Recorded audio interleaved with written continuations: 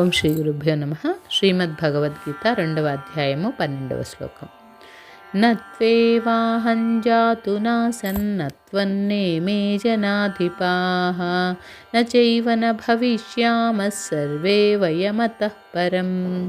ఓ అర్జున, నేను కానీ నీవు కానీ ఈ యుద్ధభూమినందు గల రాజులు కానీ ఒకప్పుడు లేకుండా లేరు, ముందును లేకపోవువారు కాదు.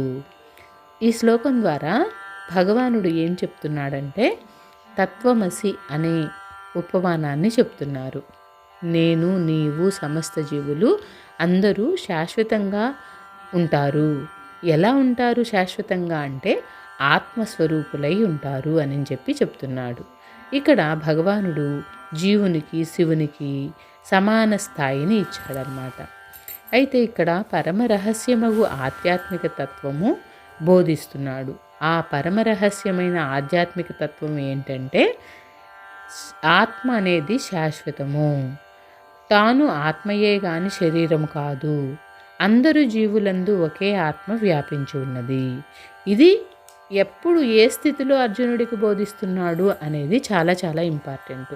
ఇప్పుడు మనకి చెప్పామనుకోండి, మనకి భౌతిక ప్రపంచంలో ఉన్న కోరికలు, ఈ ధనము, సంపదలు, తర్వాత నా ఇల్లు, నా పిల్లలు, ఇవే శాశ్వతం అనుకుంటాం. కానీ భగవానుడు వైరాగ్య స్థితిలో ఉన్నటువంటి అర్జునునికి తనకేం అక్కర్లేదు అని చెప్పి వైరాగ్య స్థితిలో ఉన్నప్పుడు మాత్రమే ఈ విషయాన్ని చెప్తున్నాడు అన్నమాట. ఆత్మనిత్యము అనేది ఇంకా చెప్తున్నాడు.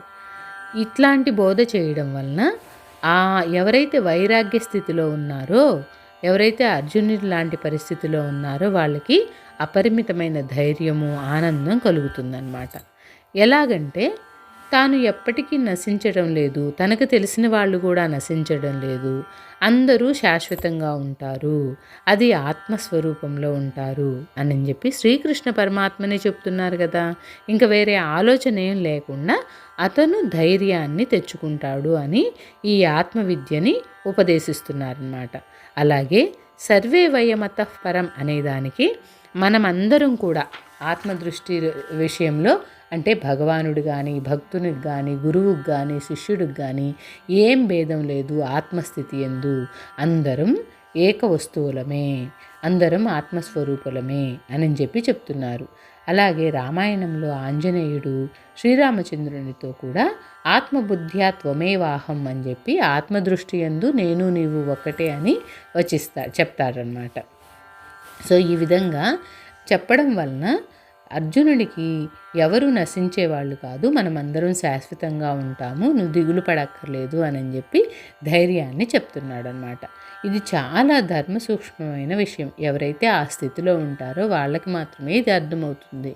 అయితే ఇక్కడ కొన్ని ప్రశ్నలు వస్తాయన్నమాట. జీవుడంటే ఎవరు? ఆత్మయే కానీ దేహం కాదు అని చెప్పి మనం అర్థం చేసుకోవాలి. ఆత్మ ఎలాంటిది? పూర్వం ఉండి ఇప్పుడు లేకుండా లేనిది, ఎప్పటికీ నాశనం కలగనిది, శాశ్వతమైనది ఆత్మ. అయితే ఈ సత్యము కొంతమందికి మాత్రమే వర్తిస్తుందా అంటే లేదు, ఇది అందరికీ, పిపీలక అది బ్రహ్మ పర్యంతం వరకు, అంటే చీమల దగ్గర నుంచి బ్రహ్మదేవుని వరకు అందరికీ జనన మరణ రహితమైన శాశ్వత ఆత్మస్వరూపం అనేది ఉంటుందన్నమాట. నెక్స్ట్ శ్లోకంలో భగవానుడు ఏం చెప్తాడో చూద్దాము. హరే కృష్ణ.